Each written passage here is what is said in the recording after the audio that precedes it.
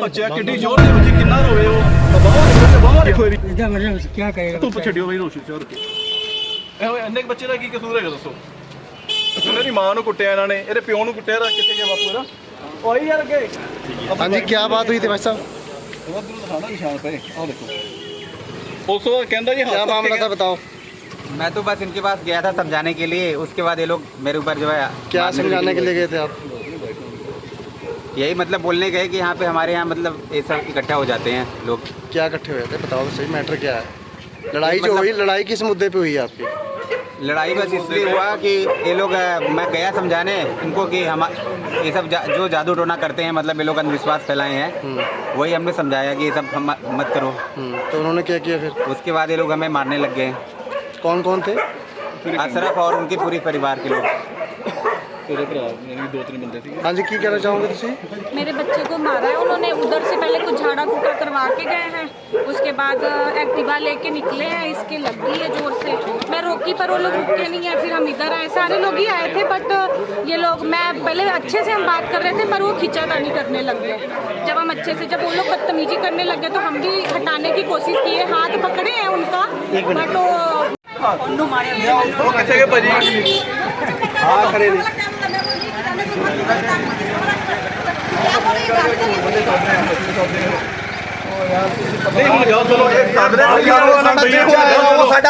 अपनी गल सुनो बंदे का नहीं सामने पे महल्ले च रहिंदे हो तो मसले तो कितने रहंदे हो केड़ा कर यार कमाल ਅਸੀਂ ਆਪਣੇ ਰਿਸ਼ਤੇਦਾਰ ਓ ਯਾਰ ਅਸੀਂ ਆਪਣੇ ਰਿਸ਼ਤੇਦਾਰ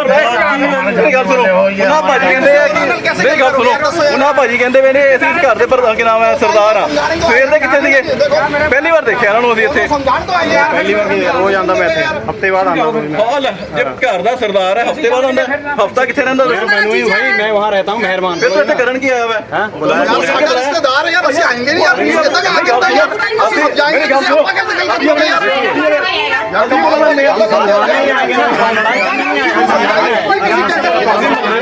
ਬਹਿ ਕੇ ਕਰਦੇ ਪਏ ਸੀਗੇ ਨਾ ਅਸੀਂ ਕਰਦੇ ਪਏ ਉਹ ਨਹੀਂ ਮੰਨਿਆ ਉਹ ਧਮਕੀਆਂ ਦਿੰਦਾ ਅਸੀਂ ਮੰਡੀ ਵਾਲੇ ਬੰਦੇ ਬੁਲਾ ਰਹੇ ਆ ਅਸੀਂ ਉਹਨੂੰ ਬੁਲਾ ਰਹੇ ਆ ਅਸੀਂ ਕਿਹਾ ਬੁਲਾ ਲੈ ਯਾਰ ਤੂੰ ਫਿਰ ਅਸੀਂ आएंगे ताई ਤੁਹਾਨੂੰ समझाएंगे कि हां भाई तू गलत है समझाओ मेरे से मिलजुल के रहो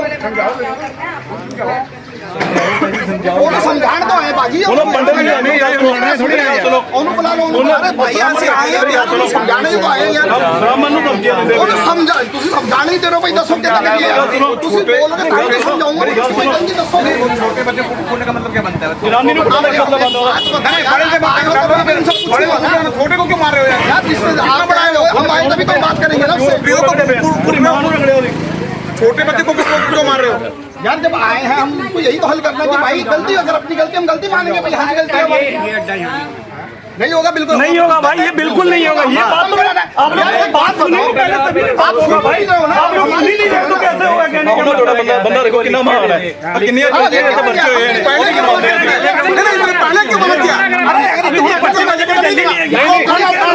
ਅਸੀਂ ਪਹਿਲਾਂ ਗੱਲ ਸੁਣੋ ਅਸੀਂ ਕ੍ਰਿਮੀਨਲ नहीं हम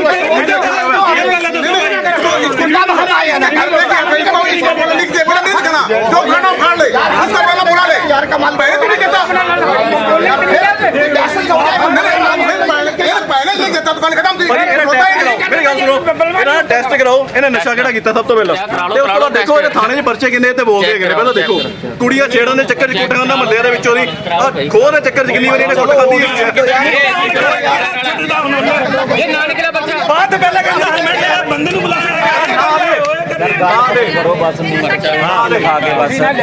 लिख के दे दो गल खत्म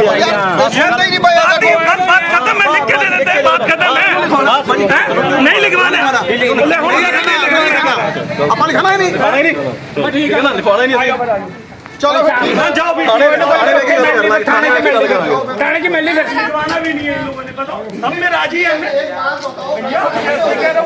ऐसा ही मुद्दा होगा ना ये तो फिर अपनी फिर बहस रहे फिर हमसे इसका मतलब जब ये कह रहे मैं लिख के चाहिए मैं ठीक है जी लिख के दिल बात सुत्ता उठाया करना नशा की अगला बताओ इतनी बदमाशी करेगा थोड़ी होता है यार हम भी तो मल्ले के ही हैं ये भाई नहीं जानता मेरे को पूछो जरा मैं आपको नहीं जानता बहुत अच्छी तरीके से जानता हूँ लिख के दे दो ये पत्रकार साहब खड़े ये भाई है मेरे यार सभी भाई एक तो दूसरे वही तो मजा हल तो यही होगा ना कि जो आपको चाहिए हम करा के भैया देंगे। यहाँ हल करना है कि मुद्दा बात बढ़ाना है, हमने कहने का मतलब है भैया ये बताइए। 8 घंटे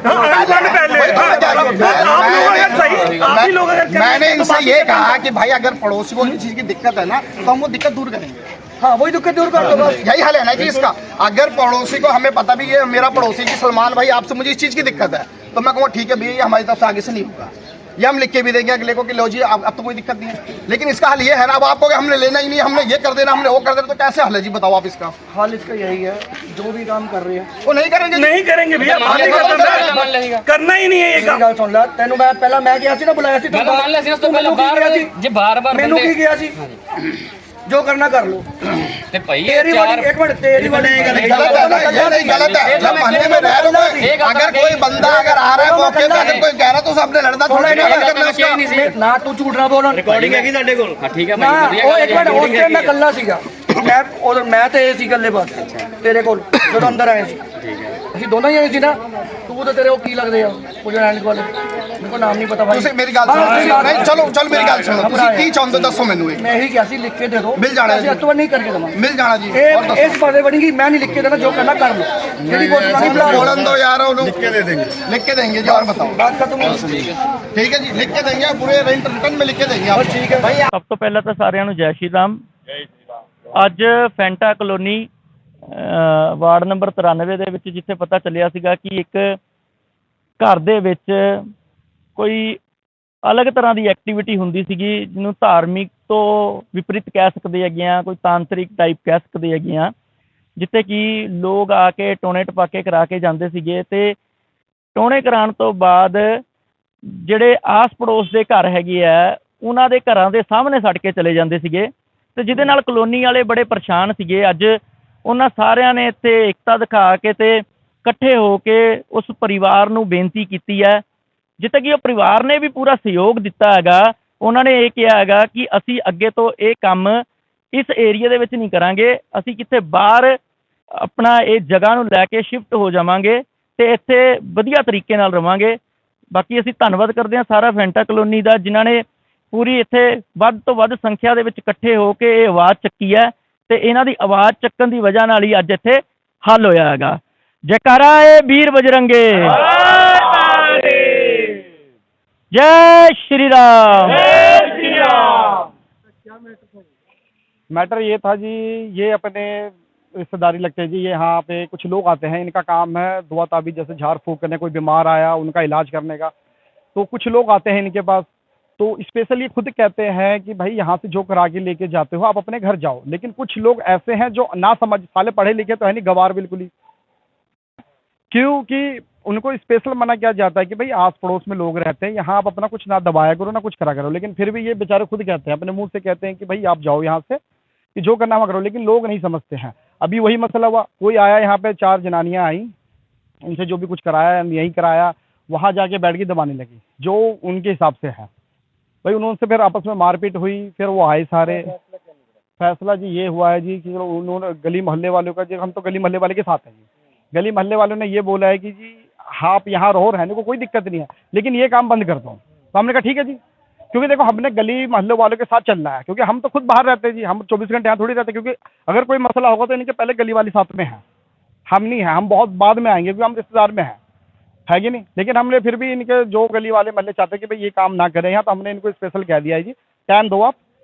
आप थोड़ा टाइम दो, ये भी काम बंद होगा, सारा कुछ होगा। बाकी जो हुआ है, जो अगले ने अगले इनकी गलती थी तो इन्होंने अपनी सॉरी फील भी करी है इनसे। जी क्या मामला था सर? मैं यहाँ पे झाड़ फूक करता हूँ, तावीज़ वगैरह दे देता हूँ, दुआ कर देता हूँ सर पे हाथ रख के, है ना। जिस तरह संगला से वाले में करते हैं,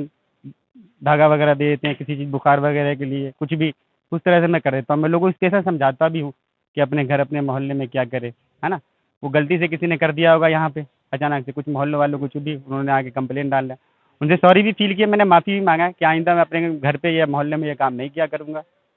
मोहल्ले का फैसला मंजूर है? जी बिल्कुल मंजूर है, मगर ये कलर कह रहे हैं कि चेंज करना है, झंडा चेंज करना है, धमकी देके जाते हैं कि ये करूँगा। हमारे घर में हमारे